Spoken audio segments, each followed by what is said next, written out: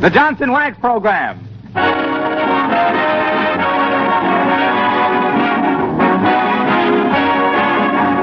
The makers of Johnson's Wax and Johnson's Self-Polishing Glow Coat present Fibber Mcgee and Molly, Incident 259, written by Don Quinn. Music by the King's Men and Billy Mills Orchestra. The show opens with Our Love Affair.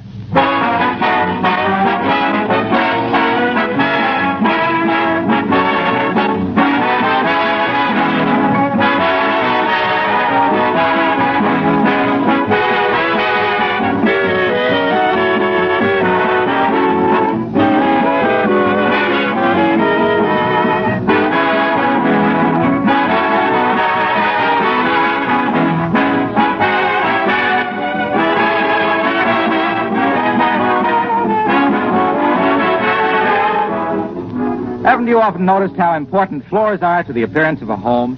It is a fact that mellow, gleaming, waxed floors bring out the beauty of everything in the room, adding a rich charm that you can acquire in no other way. Throughout America, there are countless floors that are made more beautiful every year with Johnson's Wax. Every application of this famous floor wax gives increased protection and beauty. Johnson's Wax gets down into the pores of the wood, seals out dirt, protects the finish against scuffing feet and sharp heels, and it does away forever with tiresome floor scrubbing. And besides its use on floors, there are more than 100 extra labor-saving uses in your home for genuine Johnson's Wax. Protects and beautifies furniture and woodwork, windowsills, parchment lampshades, leather goods. You can buy Johnson's Wax in the familiar paste or liquid form, or in the new cream wax, especially formulated for easy use on furniture and woodwork. Order some tomorrow.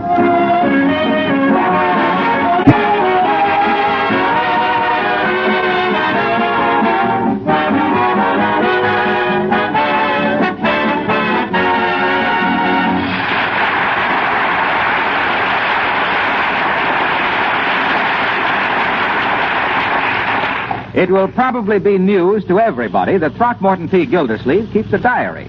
And it'll be bad news to Mr. Gildersleeve that a careless maid has thrown it out on the trash pile. But heaven knows what will happen when he discovers that it was picked up by Fibber Mcgee and Molly.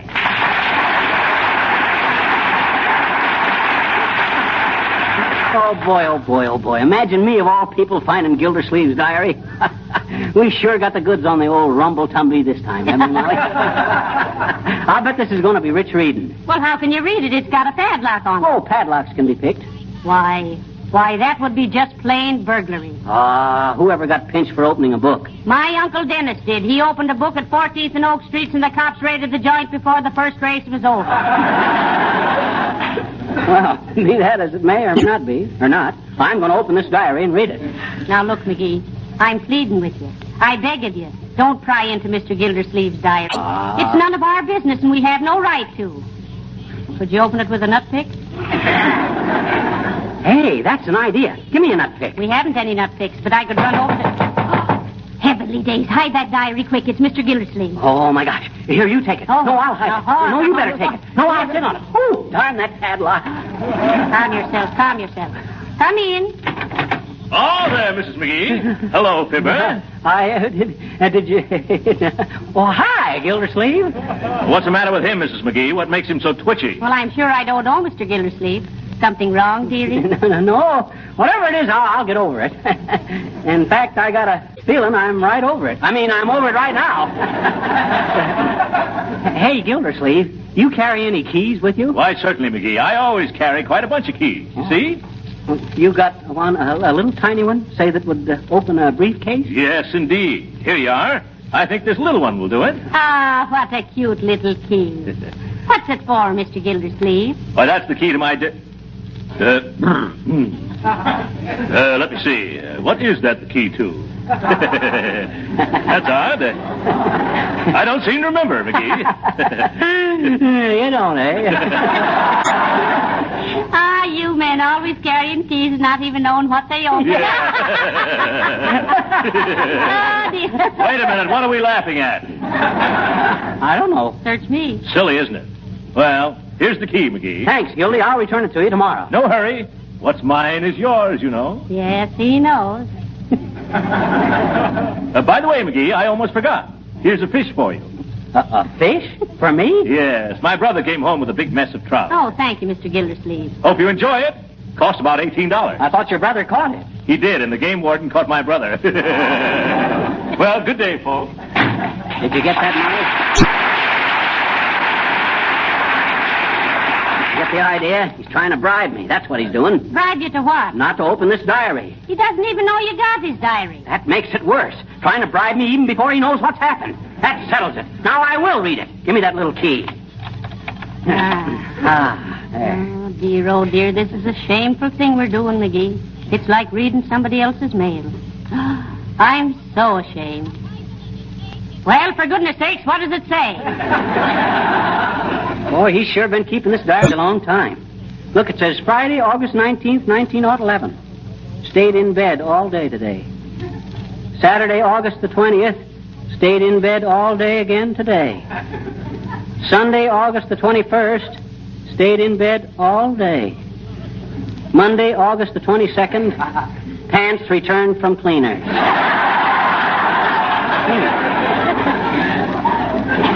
There's a note here that says, in future, don't send pants out on Friday, as it makes for a tedious weekend.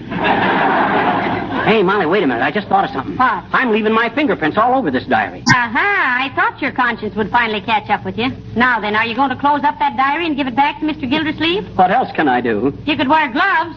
Huh? I never thought of that. Where are my gloves? In the hall closet. In here? Yes, on the shelf there, Okay, as soon as I put these on.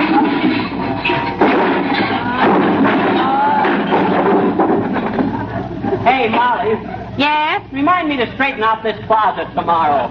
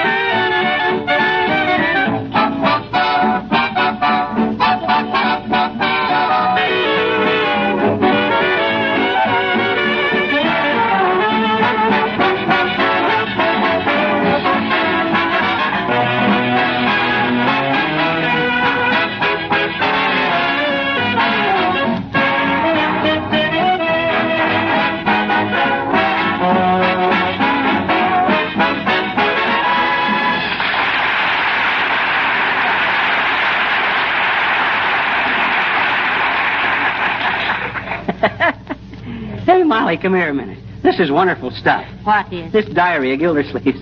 Here's an item for Friday, October the 23rd, 1929. Hey, that must have been the day the stock market crashed. What makes you think so? Well, all Gildersleeve has got down here for that day is, oh, my goodness. Come in. Hi, mister. What you doing? What you? I'm reading, sis. What you reading? A diary. Hmm? A diary. You know what a diary is? No, what? A diary is a sort of a personal fairy tale with yourself as the hero. You keep a diary? No. Well, why not? I don't like fairy tales, I bet you. Gee, I quit reading them years ago. What you read now, sis? Oh, John Steinbeck and Eugene O'Neill and Ernest Hemingway and all stuff like that there. Sis, do you mean to stand there with your little cheeks full of roses and your little tongue full of thorns and tell me you don't like Cinderella or Jack the Giant Killer anymore? I do. Well, what on earth is... Now listen. Hmm? What did the fairy godmother ever give Cinderella that Scarlett O'Hara didn't get the hard way? And you take, for instance, Jack the Giant Killer. Huh? Why, he's a cream puff. He'd be a pushover for Superman. Ah, I'll bet there's one fairy tale you still like. What? Little Red Riding Hood. All the kiddies like that one. Not me, mister. What? You don't like Little Red Riding Hood? No. Why, think of that beautiful golden-haired little girl, full of trust and innocence, with a heart full of love and a basket full of groceries. Alone in that secluded cottage with a vicious, cruel, bloodthirsty animal. Ah, silly. You mean you don't feel the slightest twinge of sympathy for Little Red Riding Hood facing that terrible fate? Emotionally, mister, it leaves me undisturbed. And intellectually, I have only the utmost contempt for any little twerp, golden hair or no golden hair, who can't tell her own grandmother from a wolf.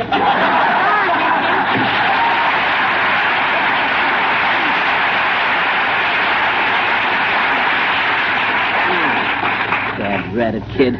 Book publishers better get busy on some new children's books. Looks like their Mother Goose is cooked. Let me see now. What did I do with Gildersleeve's diary? Oh, yeah. I have it right here, dearie. Listen to this item. It says, Dear Diary, I took my first airplane flight today. Uh-oh. It was a wonderful sensation, and I predict the day will come when people will travel from coast to coast in an airplane in 10 hours. Say, that was a pretty smart hunch, Gildersleeve's. Yeah? How long ago did you write that? Well, let me see. Last Sunday. Hey, Molly, let me take that diary. I want to see how many women there was in his life. Well, I've been all through it, and there's just one. He married his childhood sweetheart. Isn't that romantic? It's romantic, but it's awful dull. Why, it's no such a thing. Mr. Gildersleeve is just a one-woman man. Yeah, I know. You'd call it faithfulness, and he'd call it love, but I'd call it just plain unpopularity. Well, now, just remember the old saying I just made up. If you're on the square, you can't be around her. Yeah, and a guy who keeps his feet firmly on the ground will never kick a field goal either. Come on, let me take that diary. I'd only got to the part where Gildersleeve... Well, hello, folksies. What's doing? Hello, Mr. Wilcox. We stumbled across Gildersleeve's diary, Harlow. Imagine that big bean bag keeping a diary. Oh, why not? I keep one. What? You do? Certainly. My diary is simply a record of all the women who have loved me. Oh, sure. One of my dearest possessions. Well, heavenly days. Hear the man talk.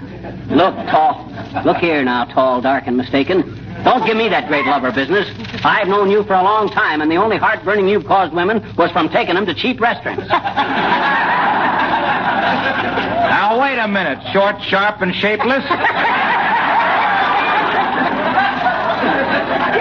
I didn't claim to be a great lover. I was referring to the women who love me because of what I've done for them. Like bringing Johnson's self-polishing glow coat into their lives. Why, I've been instrumental in giving thousands of women more leisure, more health, and more happiness. You mean every time a woman looks at a dirty old-fashioned mop, she thinks of you? Yes. No, I mean I represent the hours of drudgery saved by using Johnson's glow coat. Why, when I consider that a housewife just has to pour a small amount on the floor, spread it around, let it dry with no rubbing and no buffing to get a beautiful polished kitchen linoleum in 20 minutes or less, why, it just makes life worth living to me. I go home at night so proud and happy, I pour out my gladness to my diary. It's all so wonderful, so beautiful. Oh, but you wouldn't understand. I understood him. Well, we just solved the secret of perpetual emotion, Molly. Just talked to Wilcox about glow coat. Yes, he thinks the capital of the world is Racine, Wisconsin. And is there anyone in our little group who thinks otherwise? Smart bunch of actors. Where was I in this diary, Molly? Hello, Peter. Hello, Cupid. Why, hello, Mr. DePopulis. What's on your mind, Nick? I was just passing you up when I happened to think about the football game we're going to. How are we going? Well, we're all going in our car, Mr. DePopulis. Yeah, we'll all chip in for gasoline. Say about $3 a piece. $3. Anybody said $3 a piece is being a famous as it is about $24. Mm-hmm. Hey, which way are we going? By the Burma Road?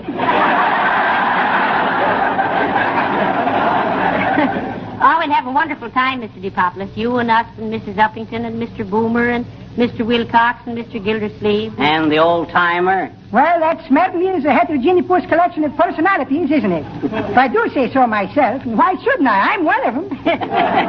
Why, you're three of them, if the fact were known. That's pretty good, Cupid, but that ain't the way I hear it. All wrong characters. Say, what is that little volume of a book you have there, Fizzer? Oh, this happens to be Gildersleeve's personal diary, Nick. Pretty mushy reading, too. That guy drips like a rented bathing suit. Is that so? Well, I hope for the heavenly sakes of goodness that Mr. Goldensleeve is unaware of the facts that you're reading out of his diary. Hey, you ain't going to mention this to him, are you, Nick? Oh, now, Fizzer, are you afraid of this man Goldensleeve? What do you mean, afraid of him? Why, I can take old Gildersleeve like nobody's business. One swing from me and he'll be hearing music from them heavenly zephyrs. You mean zithers. I think he means a heifer. I do not. A heifer is a guy that dances in vaudeville. That's a hooper. Well, then what's a zephyr? It's a horse with stripes on it. Nah, that's a zebra. Got to do with Gildersleeve? Nothing, unless Goldensleeve has got a striped heifer that dances in vaudeville. And if he has, it's too bad because there's no vaudeville. Well, so long. I'll see you later, kid.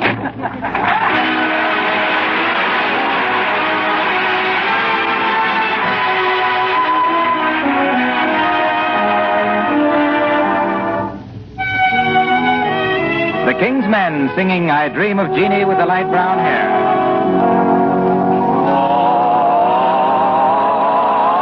I dream of Jeannie with the light brown hair, born like a zephyr on the summer air.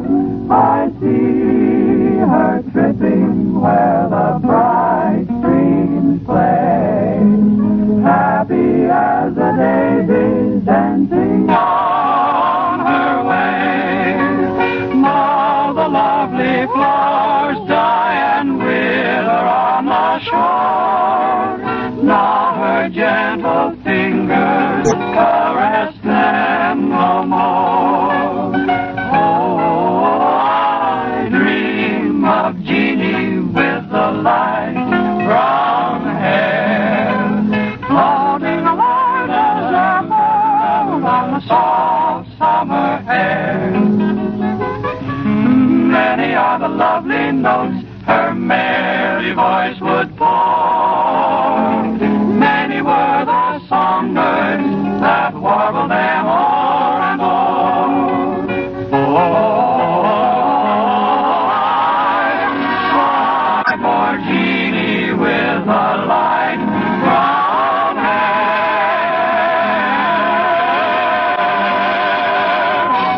born like a zephyr on the soft summer air.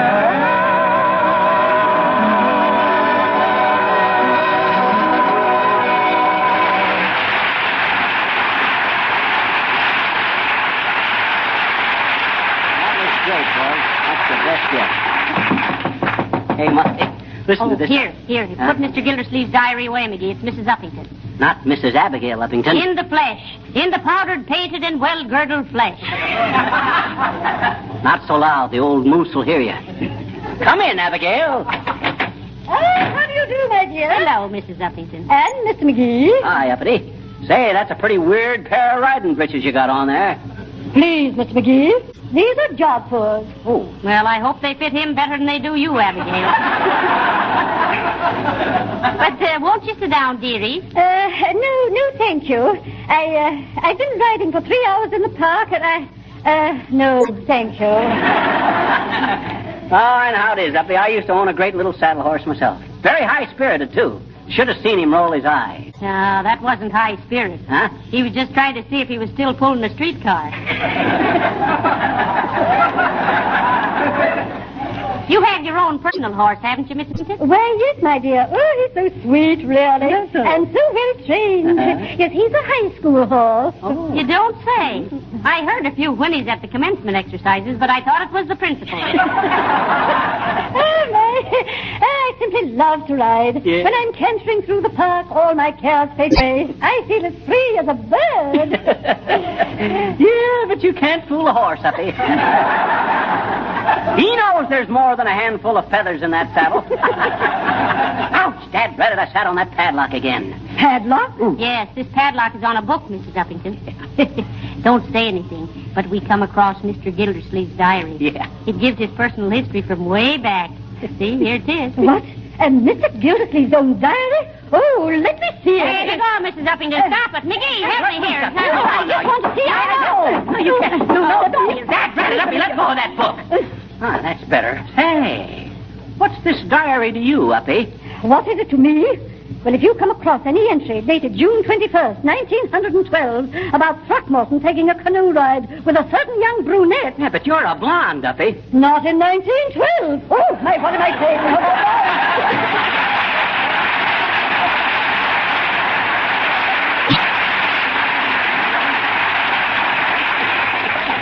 McGee, I'll bet she runs right over and tells Mr. Gildersleeve we've got his diary. What, you mean she ain't discreet? Discreet. That woman whispers like a taffeta petticoat. I'll tell you what I better do, Molly. I better run around.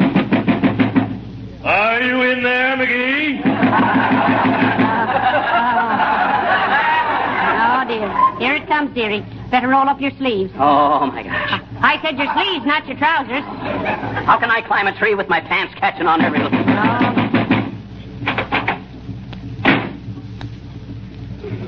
How do you do, Miss McGee? Good day, Fibber. It's a lovely day, isn't it? Yes, it is, Throcky, old pup. Peach of a day. How's everything with you? Don't you house everything with me, McGee. Where's my diary? Diary? Diary? Well, let me tell you what happened, Gil. You see... I don't care what happened. All I know is that by hook or crook you took my book. Why didn't you write poetry like that in your diary, Mr. Gildersleeve? Never mind my diary. Yes, never mind his diary, Molly. And I don't mind saying I'm glad to get off the subject. How about this Notre Dame football game, Gildersleeve? Don't you try to change the subject, McGee. I'm going to thrash you within an inch of your life. No. You leave him alone, Mr. Gildersleeve. Oh, I ain't scared of him, Molly. Here, take your old diary, Gildersleeve. And you know what? What? On page 713, under March 12th, 1919, you spelled hangover with 2 G's. No! That's enough, McGee. Take off your glasses. He doesn't wear glasses. I do, too. Look. Well, where on earth did you dig those up? Take them off, McGee. Why, you little book napper, I'm going to hammer you into a meat pie and cover you with your own crust.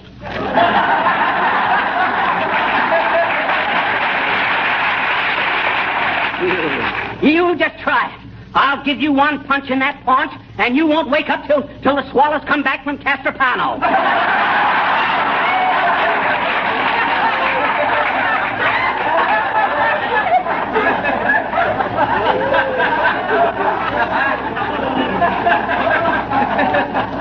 You're a hard man, McGee. But I'm going to soften you up right now. Come on, put up your dukes. Here I come. Okay. But I'll get you. I've been wanting to do this for... Boys, stop that noise. Can't you see I'm talking on the telephone? Oh, excuse me, Molly. Sorry, Mrs. McGee. Have a chair, Gildersleeve. She'll be through in a minute. Very well, McGee.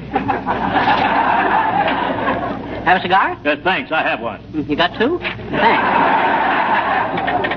Hello? Oh, yes, it is. No, the diary belongs to a next-door neighbor, Mr. Gildersleeve. No, Throckmorton P. Gildersleeve. What? Well, just a minute, he's right here. What does the P stand for, Mr. Gildersleeve? Philharmonic.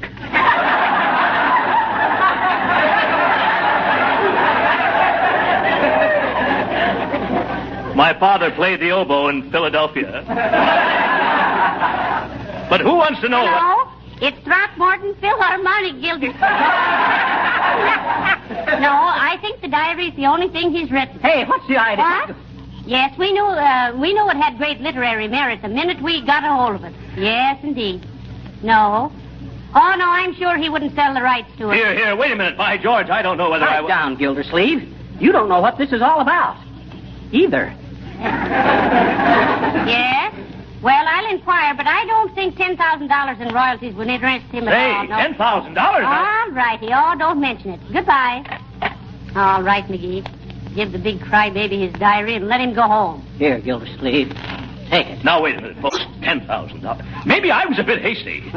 What about this about a publisher wanting my diary? Oh, what difference does it make? No publisher would touch the thing anyway in its present form, and it would cost $25 to make carbon copies of it. Oh, I'll gladly pay that. Here's $30. You do what you can to promote it for me, and I'll give you a generous slice of the profits. Is it a deal? Well, I don't know after the way you act. Oh, I'm sorry about that, Mr. McGee. I really am. I was a bounder. Gildersleeve, you're a cad.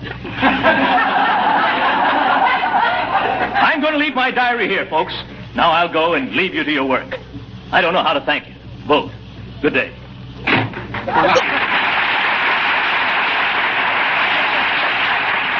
Hey, Mom. What, quick, McGee. Huh? Give me that $30 and get your hat. What for? Where are we going? Down to the telephone company and pay our bill. Our phone's been shut off for 2 days. What? It has? Oh, sure.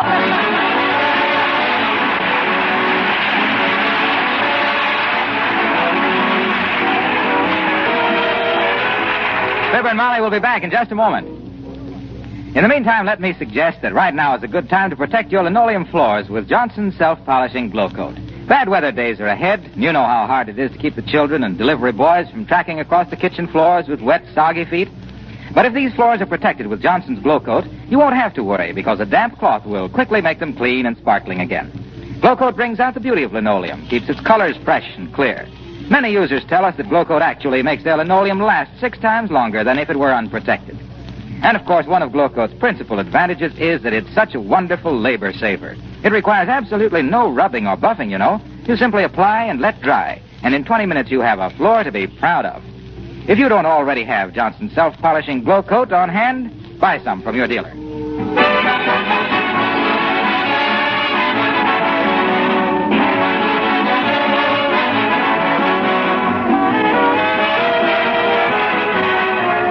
Folks, next week we're taking the whole gang to the Notre Dame West Point football game in our car. Oh, McGee, wait a minute. Huh? What are you going to do about those 2 flat tires? Uppington and Gildersleeve? Oh, just throw them in the rumble seat and ignore them. Oh. Good night. Good night, all.